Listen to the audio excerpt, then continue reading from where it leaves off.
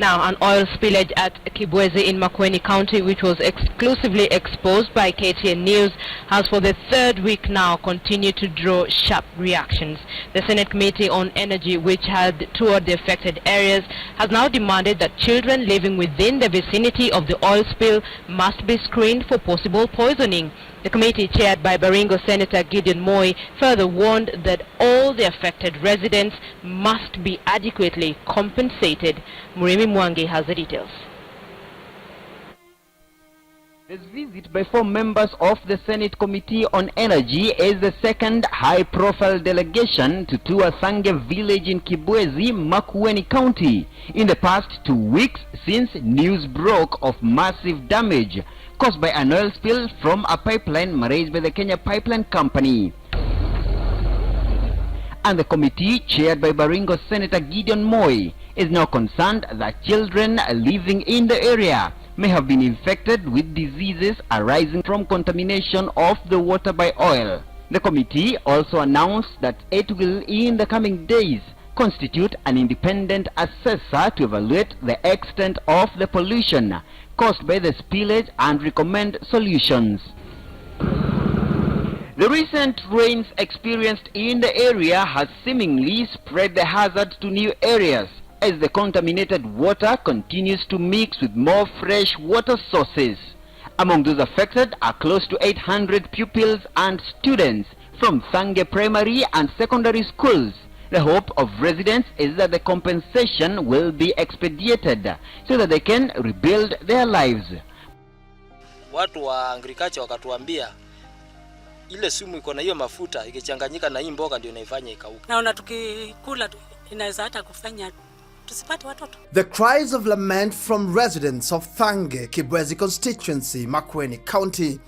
It is 6 months since an oil leak was reported here on the 12th May 2015 at 6:45 p.m. Among those whose lives have been disrupted include Mary Thumbi, a farmer who has been depending on this leased piece of land to earn a living. Sijui nitafanya nini kwa sababu mboga zangu zimeharibiwa na hii maji inaguzekana pamoja na mafuta. Not far from Mary's farm is what was until 6 months ago a thriving tomato farm. Victor Mulwa, the owner of this farm, has been forced to abandon farming here. Hii maisha hakuna alternative. Sasa hii kuendelea tu mtu angoe anze mpya. But making a fresh start means additional costs and huge losses too. Hii ni hasara kubwa sana kwa mkulima. The Kibwezi oil spill is said to have led to reported cases of liver and stomach-related diseases. KTN's Ashley Mazuri now reports on the compensation plan. Come April of 2017, the first batch of claimants of the Kibwezi oil spillage will receive payments through CIC insurance. The Kenya Pipeline Company says it already received 278 claim forms and that the verification process is 80% complete. According to the farm's director, Kemero Maisori, 22 million shillings has been spent for clean water, food aid and bursaries for needy students around Thange area.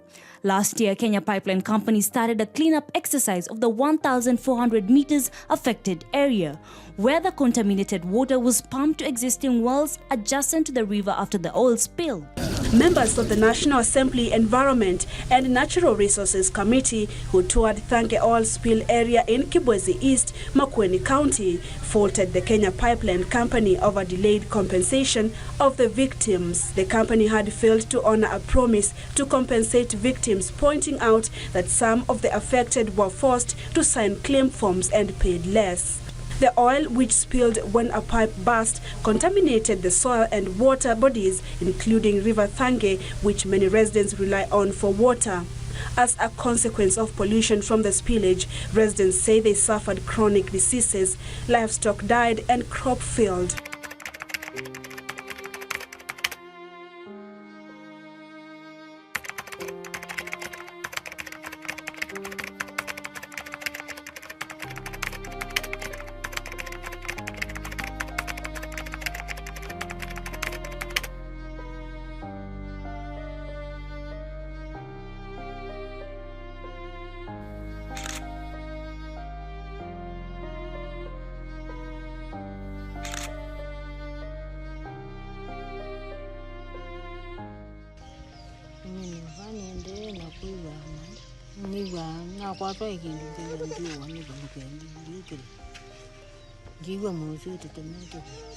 Now, a 2015 oil spill in Thange River Basin, Makueni County, has come back to haunt the Kenya Pipeline Corporation and the National Environment Management Authority, NEMA, over the environmental assessment report post the spill that cleared KPC's cleanup, I beg your pardon, after the spill. Now, the Makueni County government is reviving the case against the two national government entities following the rising cases of kidney and liver ailments in the area. NTV's health and science reporter Bridget Ngana begins our broadcast tonight. Sasa tumeizaga dunia. It's an ominous cry of desperation from a resigned Ngige Ngoko, one of the farmers whose land was affected by the 2015 oil spill from the Kenya pipeline pipes along the Thange River Basin. Apart from losing their farms and their livelihoods, these elderly persons are now ailing. Ninasikia kama sasa ninaanza kuumwa ni tumbo, mkongo, mabuba. Ninakimbia hata Kibwezi. Kulima katika hiyo mashamba ni kuendelea na kupatia watu sumu ambayo iko ndani ya mafuta. Kwa hivyo wenye mashamba waliacha kazi yao ya ukulima.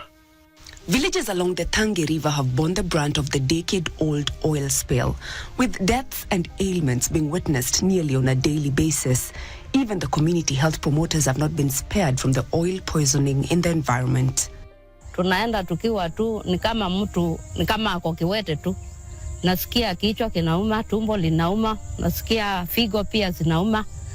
Sasa hata mikojo iko yellow kabisa kwa sababu ya kutumia hayo maji. Hapo zamani hakukuwa na complaint nyingi za figo, migongo, kuumwa na miguu, lakini kwa wakati huu zimekuwa nyingi zaidi. Hata zimefikia kiwango cha wengi wanakufa juu ya hiyo. Hiyo shida ya hini sasa ndio mimi nimepatikana nayo. Kwa mfano, unaendelea unaambiwa na daktari ile maini yako inaonekana iko kidogo sana, sio ule kubwa ambayo inatakiwa kuwa imekuliwa. Hatujui maini inakulwa na nini. Watu wamefura tumbo, watu wamelala hospitalini, kuna watu wanaenda Makindu kila wiki kutolewa maji kwa sababu liver na pia lungs zimekuwa affected na pia kidney. Kuna watu pia hawezi simama straight mpaka wanasimama kwa mainama. According to the area MCA, his attempts to seek answers from the Kenya Pipeline Corporation and NEMA regarding the cleanup have only given him unsatisfactory responses that do not reflect the reality of his constituents. Jibu la kwanza waliniambia walikompensate watu wangu 38 million. Wakisema zile boma zilikuwa affected 342. Yet wale watu wako hapa na maji na mafuta yamesonga mpaka Masongoleni. Wala watu wako affect na zile boma ziko hapa ni more than 10,000. Lakini wanasema 342. Now, the county government of Makueni has set up a commission of inquiry to review the environmental impact assessment report post the oil spill. Haiwezekani kwamba Kenya Pipeline wametengeza maji ama wamesafisha environment ilhali ile boho liko pale karibu na shule ambayo ilifungwa 2016 mpaka sasa hivi hawezi itumia. Ni kwa nini? However, the Kenya Pipeline Corporation has maintained that the organization was cleared of any liability by NEMA and an independent environmental consultant who found that no adverse effects on human health were identified post the oil spill that would necessitate further intervention from KPC.